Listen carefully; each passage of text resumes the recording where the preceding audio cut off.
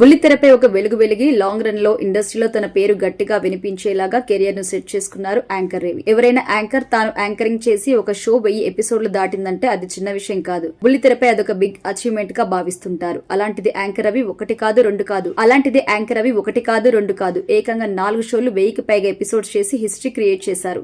Ravi something special, Pataas, ఆడవాళ్ల మజాకా, ఆడాళ్లు మీకు జోహార్లు ఇలా 4 shows కి యాంకరింగ్ గా కూడా చేశారు. ఈ 4 కూడా 1000కి పైగా ఎపిసోడ్స్ చేశారు. వీటన్నింటిలో యాంకర్ లాస్యాతో చేసిన సంథింగ్ స్పెషల్ ప్రోగ్రామ్ అయితే నేటికి సంథింగ్ స్పెషలే. దాదాపు 3.5 ఏళ్ల పాటు ప్రసారమైన ఈ షో 1000కి పైగా ఎపిసోడ్స్ తో అప్పట్లో సంచలనం క్రియేట్ చేసింది. అంతేకాదు సాధారణంగా టీవీలో లైవ్ షో అంటే గంట మాత్రమే ఉంటుంది. కానీ ఈ షో గంటన్నర ప్రసారం చేసినా కూడా టాప్ రేటింగ్ తో 1000 ఎపిసోడ్స్ కంప్లీట్ చేసి అటు యాంకర్ రవికి ఇటు యాంకర్ లాస్యాకి మంచి పేరు తెచ్చింది. వాళ్ళిద్దరూ ఇండస్ట్రీలో నిలబడేలాగా చేసింది. అయితే ఇంత పెద్ద సక్సెస్ అయిన ఈ షో తర్వాత యాంకర్ లాస్య రవి మధ్య విభేదాలు వచ్చాయి. ప్రత్యక్షంగా ఒకరిపై ఒకరు ఆరోపణ చేసుకున్నారు. యాంకర్ రవి పెళ్లైనా కూడా తన వెంట పడేవాడని, తనతో పెళ్లికి ఒప్పుకుంటే తన భార్యని కూడా వదిలేస్తాను అన్నాడంటూ అప్పట్లో యాంకర్ రవిపై లాస్య ఆరోపణ చేసింది. అందులో నిజం ఎంత ఉందో తెలియదు కానీ వీళ్ళిద్దరూ మధ్య ఉన్న ఈగో ఇష్యూస్ అయితే బట్టబయలయ్యాయి. అయితే రీసెంట్ గా యాంకర్ రవి ఇచ్చిన ఇంటర్వ్యూలో పలు ఆసక్తికరమైన విషయాలు పంచుకున్నారు. ఉన్న విషయాన్ని కుండలు బద్దలు కొట్టినట్టుగా చెప్పే రవి యాంకర్ లాస్యతో ఉన్న బాండింగ్